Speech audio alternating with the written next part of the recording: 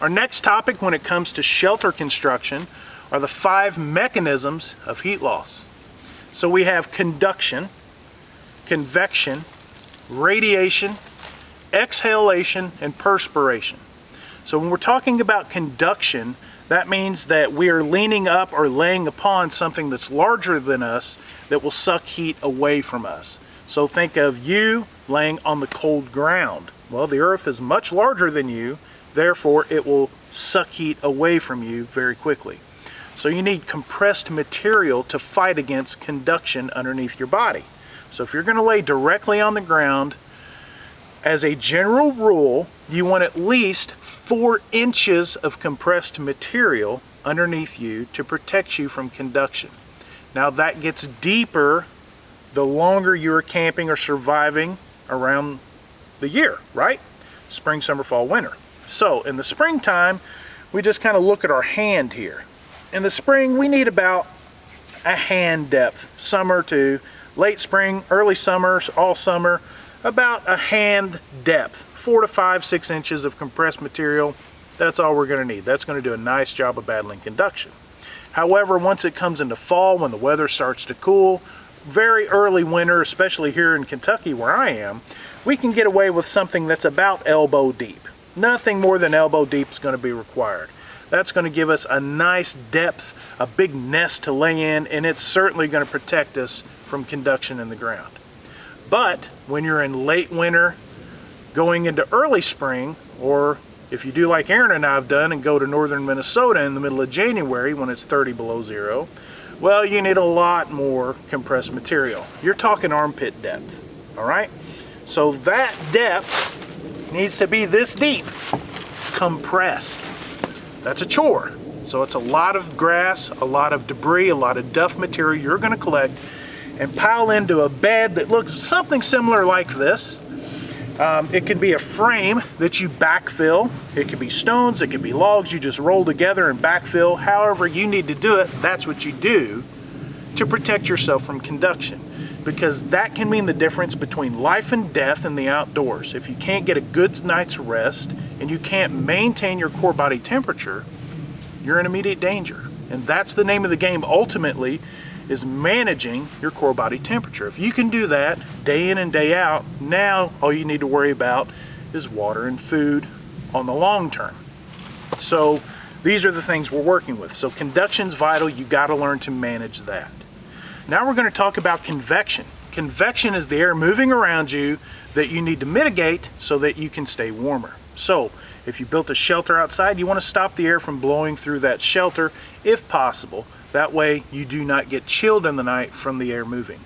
Another thing to consider is if you're overly wet or you've saturated your clothing, you will cool 25 times faster than if you were dry. So if it's a cool night, or God forbid you're in the winter and you trip and fall in the water, you don't want to have to deal with those issues because it is very difficult to dry your clothing off over the fire, especially if you're wearing synthetic fibers. They're more likely to melt than they are to dry. It takes a lot of practice to be able to figure that system out. So we want to completely manage these things by putting wings on our shelters and bolstering up our shelters with debris, treetops, leaves and boughs and things of that nature so that the wind is not affecting us as we're trying to rest in the evenings in our shelters. Things that we can do is pile up leaves as well. Everything we can do to make a nice big fluffy nest is going to do well to insulate us from conduction and convection. Now we get into radiation. Radiation is when the fire in front of us radiates heat onto our bodies. We've all experienced this and that we love it, right? We love that. But we must also understand that our bodies are radiating heat off of them as well. So we are actually losing heat constantly. So we need to learn to dress properly to save some of that heat back for ourselves. That's why it's important to learn to dress in layers. And I recommend at least 3 layers. A nice water wicking or a moisture wicking base layer. I won't get into brands, but I prefer a wool base layer personally, and I like to wear a thin one, especially when it's cooler out. Then I like a fluffy mid layer like a fleece or Polar Tech or something like that will help trap in some heat. And then I like a outer layer that is going to basically block the wind and shed water, something that's preferably waterproof, although I can get by without something waterproof as long as it's not completely dumping buckets of water on me. In my area, I often wear canvas pants. I'm a big fan of canvas pants.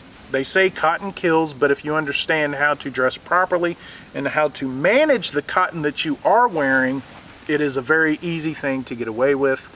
And they're just durable and they wear like iron. So over the long term, it's really not that as big of a problem as you may believe.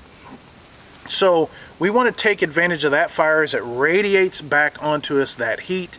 So the more radiation we could get at one time, the warmer we're going to be overnight.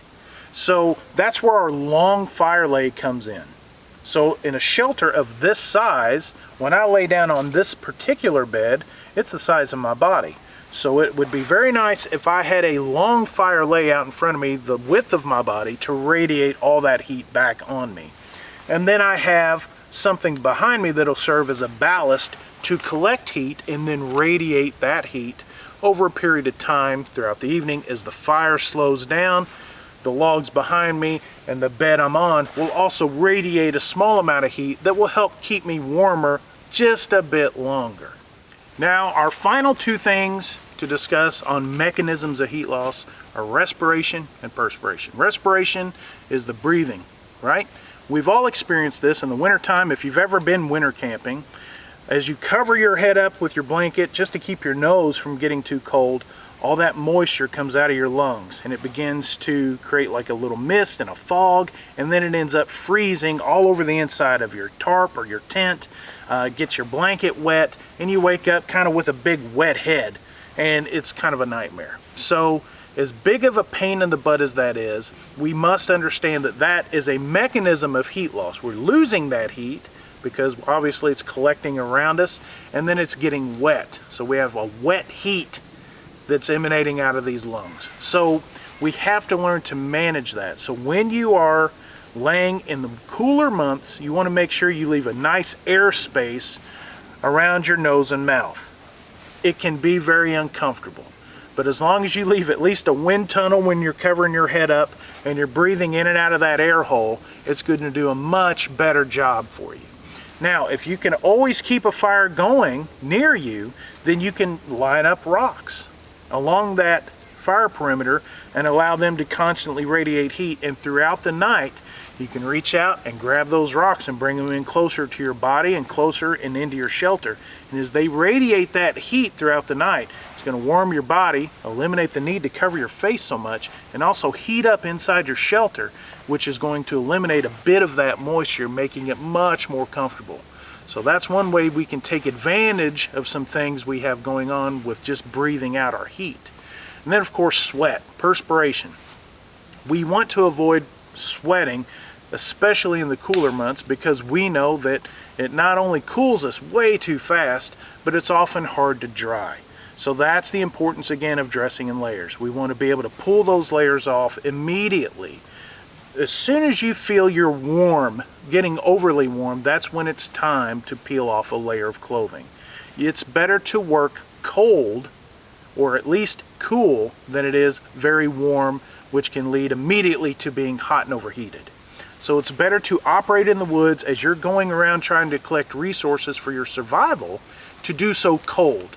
And then as you come back to camp and start to relax and take advantage of your fire or the wild edibles or medicinals or whatever you've collected for the evening, at that time as you begin to get chilly, that's when you start adding layers back on.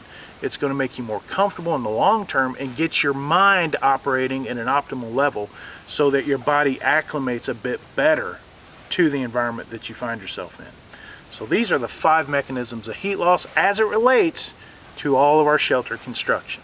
Now I'm going to discuss with you for a moment why this is a survival shelter sucks, okay?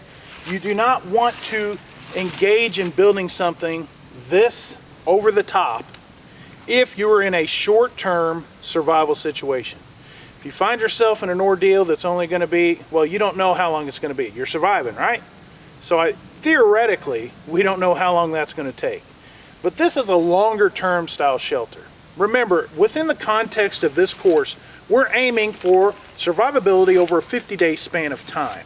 You're still not going to have to build something like this unless you are immediately forced into the wilderness to stay for that length of time. From the purposes or context of this course, we're kind of looking at it as we've bugged in and now we're forced or we need to evacuate our home for whatever reason. Thus, we have to come outside for a period of time. Once we are engaged in a period of days leading into weeks, it is at that time we would then go build something more substantial and robust such as this. Now I will add, this is very labor intensive. Look at all these logs. Every one you see has been hand cut. That's a lot of work. That's a lot of trees to cut down.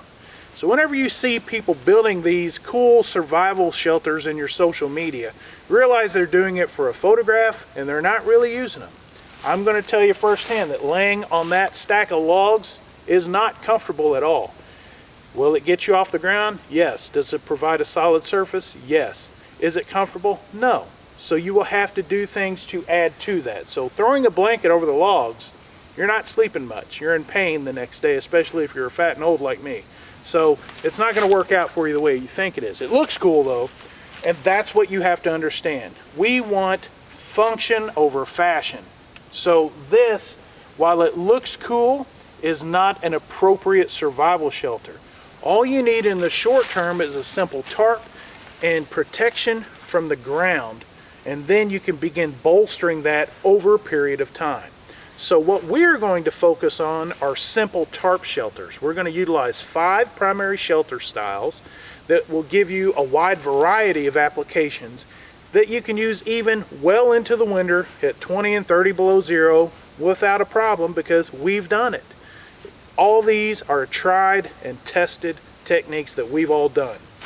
This here is something you would get into after your modern survival skills. You want to learn to bushcraft, woodcraft, and start building and thinking longer term wilderness stays and extended camping in a primitive environment.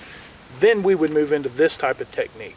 So please understand that this is not necessarily survival. This is camping, woodcraft, and wilderness living skills. And that's an important thing I think that a lot of people really misunderstand when it comes to survival training.